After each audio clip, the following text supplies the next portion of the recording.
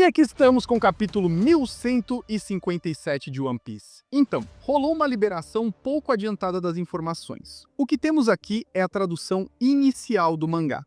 Mas claro, vocês podem procurar outras traduções se quiserem conferir mais detalhes. E nesse capítulo, finalmente vamos ver tudo o que vai acontecer em 1157. Então, sem mais delongas, bora começar. O título desse capítulo é Bar Lendário. E finalmente, a tripulação dos Piratas Rocks está completa. E a primeira coisa que eles fazem é roubar um templo chamado Charity. Depois de pegarem todo o tesouro, todo o dinheiro do templo, os Rocks Pirates estão prestes a sair. O monge até implora para que eles não façam isso, dizendo que o dinheiro é para crianças menos favorecidas. Mas, como era de se esperar, Lin descarta e chama o monge de mentiroso, ignorando totalmente o pedido. Enquanto isso, Barba Branca, Kaido e Silver Axe estão no porão do templo. Usando o Dendemushi, eles entram em contato com Barba Branca, que está no andar de cima, pedindo para baixar o elevador para que os demais possam subir. Mas de repente, Chique lembra que Barba Branca está lá embaixo, e para resolver a situação, deixa cair uma bomba sobre ele.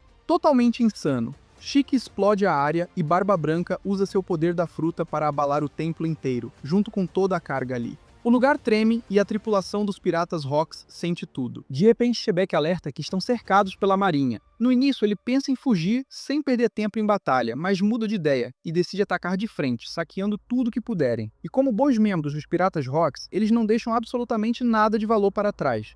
O narrador destaca que, em apenas 2 anos desde a formação da tripulação, eles já haviam cometido crimes em escala absurda.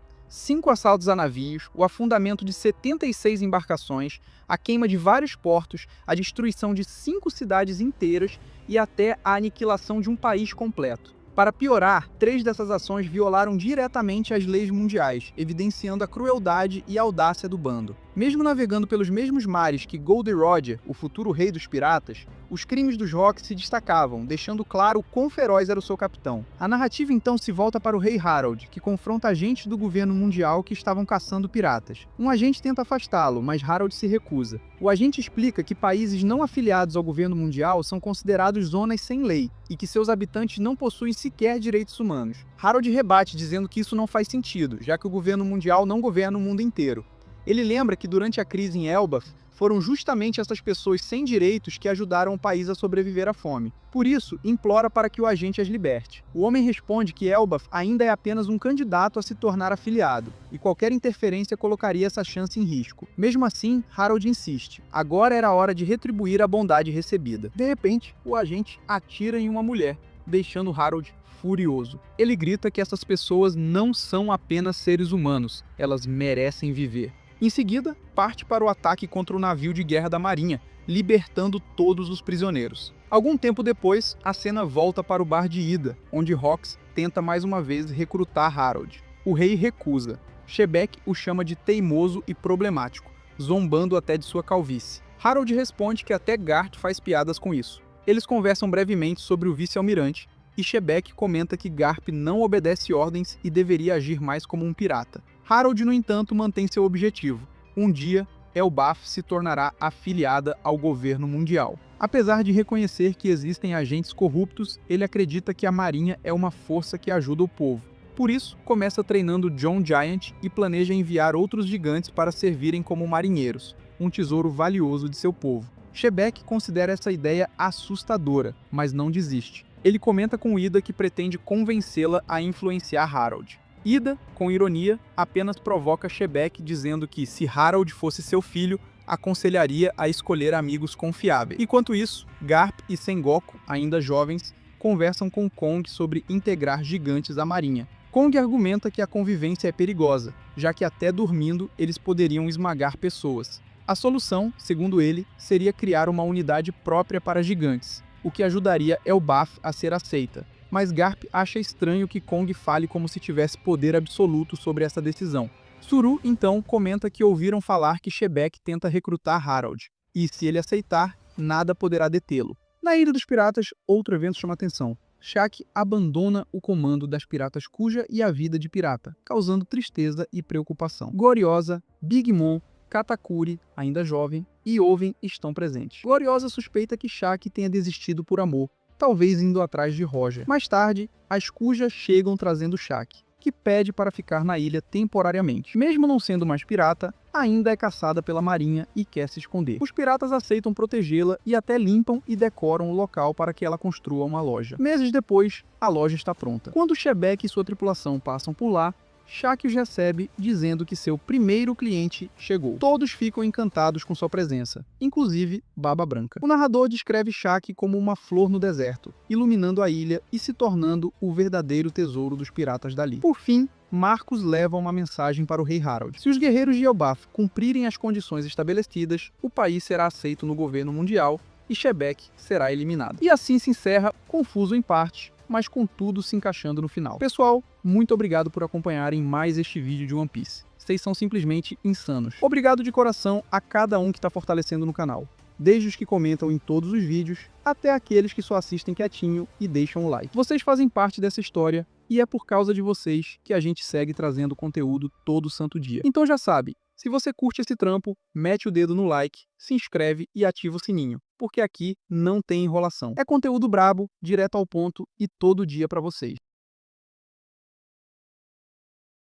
Por que será que Gold Roger queria derrubar Rox de Shebek se o objetivo dele também era derrotar Imusama? No momento no que está acontecendo no arco de Elbaf, está sendo mostrado um flashback revelando como Rox de Shebek se tornou uma lenda. Desde o início, quando tentou infiltrar-se em Mary Joyce, chegando a conversar cara a cara com o enigmático Imu, até sua batalha contra o rei de Elbaf, King Harold. E claro, até o momento em que formou sua tripulação de piratas. Essa tripulação, conhecida como os Rox Pirates, reunia os membros mais fortes de sua era. Mas naquela época, eles não eram os únicos poderosos. Existia um outro pirata capaz de igualar a força de Shebek, Gold Roger. Pelos feitos que Shebek mostrou em alguns capítulos desse flashback, muitos fãs chegaram a dizer que ele era de longe mais forte que Roger. Para alguns, Roger acabou ficando até superestimado diante do que Shebek apresentou. Mas na minha opinião, Roger provou que realmente estava entre os mais fortes. Pensem comigo, nos momentos em que os membros dos Rox Pirates estavam à beira da morte, quem era a pessoa que vinha à mente deles? Era Roger. Durante a Guerra de Marineford, pouco antes de morrer, Barba Branca chegou a dizer para Barba Negra que ele não era o homem que Roger esperava. Também vimos no flashback quando Roger foi visitar Barba Branca antes de ser executado. Kaido, por exemplo, durante sua última troca de golpes com Luffy, lembrou-se de Roger, dizendo que ele era a prova viva de que, mesmo sem uma Akuma no Mi, apenas com hack, ainda era possível conquistar o mundo. No caso da Big Mom, quando ela e seu bando derrotaram Eustace Kid e Law, em vez de lembrar de seu antigo capitão Shebek, ela lembrou foi de Roger. Ela se perguntava por que ele tinha tanto empenho em incentivar as pessoas a navegar, culpando-o pelo surgimento dessa nova era de jovens piratas. E por último, Chique. Todos nós sabemos o quanto o Leão Dourado ficou abalado ao saber que Roger seria executado. De tanta raiva, ele invadiu sozinho Marineford, e ali foi onde seu destino mudou para sempre. O ponto é, para todos esses ex-membros dos Rox Pirates, havia algo de especial em Roger. Antes de continuar com esse assunto, fica comigo até o final porque o vídeo de hoje tá insano. Já deixa o seu like e estoura o sininho de Skype clicando no botão de se inscrever no canal com o sininho ativado para não perder os vídeos que saem toda semana sobre o universo de One Piece e ainda ajudar o canal a alcançar a marca dos 5.000 tripulantes que tá, a um passo de acontecer. Estamos na contagem regressiva e só tá faltando você. Voltando ao nosso assunto, se você parar pra pensar, pelo que vimos até agora no flashback de Shebek, qual era o verdadeiro objetivo dele? Derrubar Imu e o governo mundial? Sim, no papel, isso pode até parecer uma boa causa, já que também é o objetivo óbvio dos Chapéus de Palha no final da história de One Piece. Luffy derrotar Imu e o governo mundial. Mas existe uma grande diferença entre o objetivo de Luffy e o de Shebek. Luffy quer acabar com o governo mundial para libertar as pessoas da ganância e crueldade dessa instituição, como a escravização de povos inteiros e o roubo de riquezas de diversos países. Esse é o verdadeiro propósito dele, destruir o sistema para devolver a liberdade a todos. O objetivo de Luffy é garantir que todas as pessoas sejam livres. Já no caso de Shebek, apesar de ter um objetivo aparentemente parecido, derrotar o governo mundial, a intenção era totalmente diferente. Enquanto Luffy quer acabar com o governo mundial para libertar o povo de sua opressão, Shebek queria derrotar Imu para assumir seu lugar e governar o mundo. Em outras palavras, ele só queria trocar o demônio que comanda atualmente por ele mesmo. E muito provavelmente, esse também é o plano de seu herdeiro espiritual, Barba Negra. Como já foi mencionado por Catarina Devon, Tite também pretende derrubar o governo mundial para assim dominar o mundo e escravizar todos os povos. Esse é justamente o destino que Luffy quer impedir.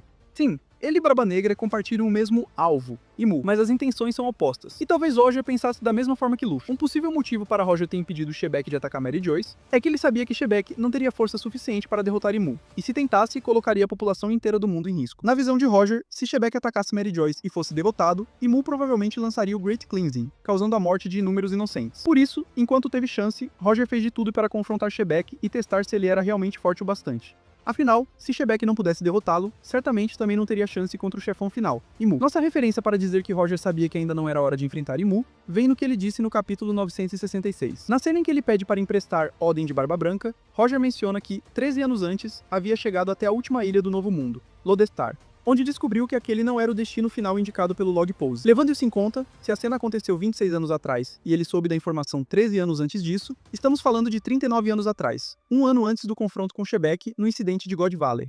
Isso significa que Roger já tinha noção, durante God Valley, das implicações que uma luta contra Imu poderia trazer. Mas peraí, Nero, não foi há 26 anos que Oden entrou nos piratas do Roger? Como eles leram os poneglyphs se o que você está dizendo for verdade?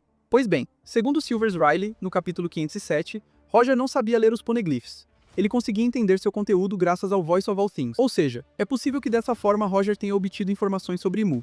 E eu sei que vocês estão se perguntando quando esse flashback de Loki sobre os Piratas Rocks vai acabar. Só pra comparar, no arco de Wano, o flashback de Kozuki Oden, que incluía a introdução dos piratas do Roger, durou 14 capítulos, do capítulo 959 ao 972. Não estou dizendo que o flashback de Loki também vai durar 14 capítulos, mas atualmente já tivemos 5 capítulos. Pelo ritmo atual, acredito que ainda teremos de 3 a 5 capítulos, já que provavelmente a história vai encerrar 14 anos atrás, no ano da morte de King Harold. Esse afinal foi o motivo para o início desse flashback. Rajuden perguntou a Loki o que realmente aconteceu com seu pai. No momento, ainda estamos 44 anos no passado. Enfim, esse foi o nosso tópico de hoje.